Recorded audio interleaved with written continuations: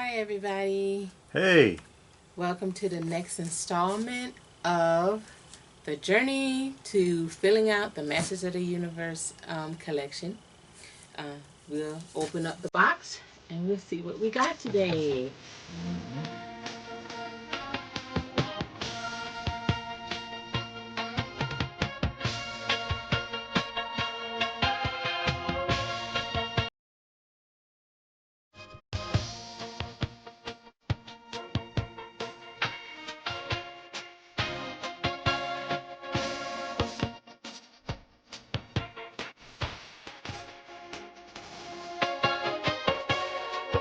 I'm always nervous with that box.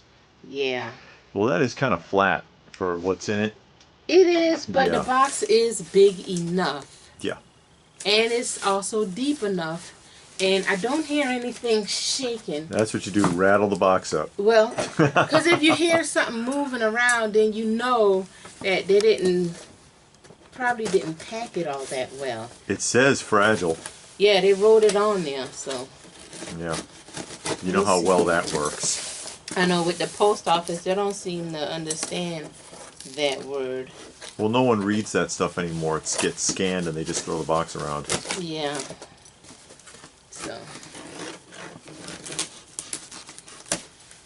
So, again, thank you for following us and watching, and thank you for your comments. Oh yeah, I have ordered from this guy before. They're a pretty good packer on eBay. Well, everything's falling out. Everything's falling out. They're a good packer. I've ordered from him before. He has a big Masters of the Universe collection. I don't know if it's his private collection or if he owns a store. But it seems like everything on his site is Masters of the Universe. Now I got this fairly cheap because the card is wrinkled pretty good. But the blister, not the blister, sorry, the bubble is nice and clear. So we got Gwildor. Yeah, that is pretty clean anyway. Yeah, very clear bubble.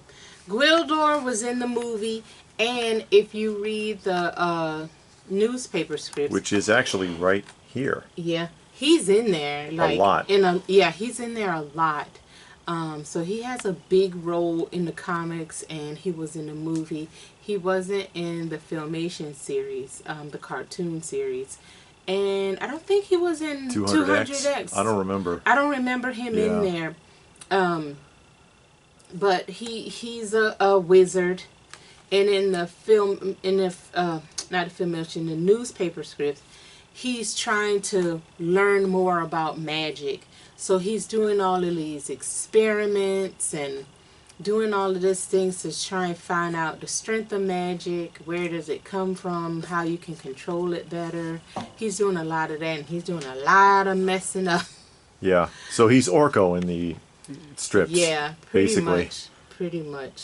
And this is the back. Yeah. And yeah, if we bring it in there, just Okay. it says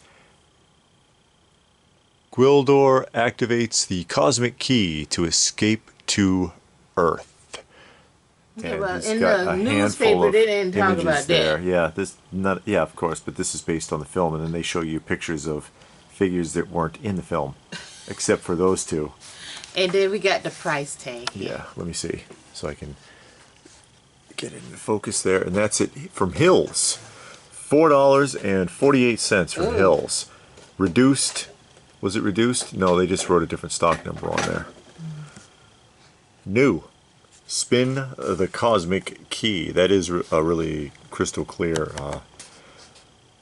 cover there, though, although it does have the obvious wrinkles on the bottom. Yeah, and I'm okay with that. I put it in the protective case, and you know, Yeah. it's all right. Oh, hold on. Oh, okay. Just want to go ahead and cover all of that on the back there.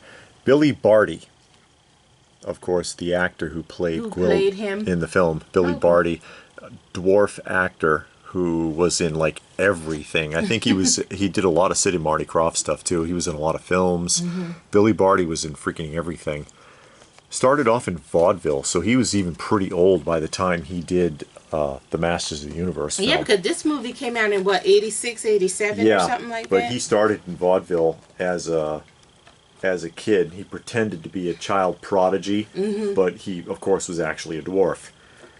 So his little shtick getting over on the audience there. And I'm going to assume you have a spot already picked out for Gwildor to fit in.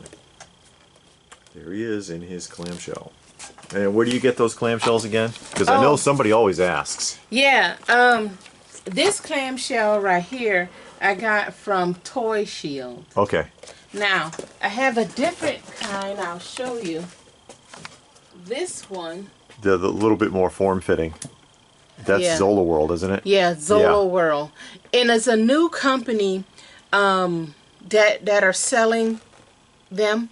They're selling the cases. Selling the cases. Sorry. Selling the cases just like this. They're form-fitting. And they're selling them on Big Bad Toy Store. Yeah, I don't recall the name of them. I know on the back it has MOC on the back. Yeah, MOC mint on card. I think the big deal with them is that they claim that their cases are UV protective, where apparently, according to them, none of the other companies that have made any of these clamshells so far have coated them UV.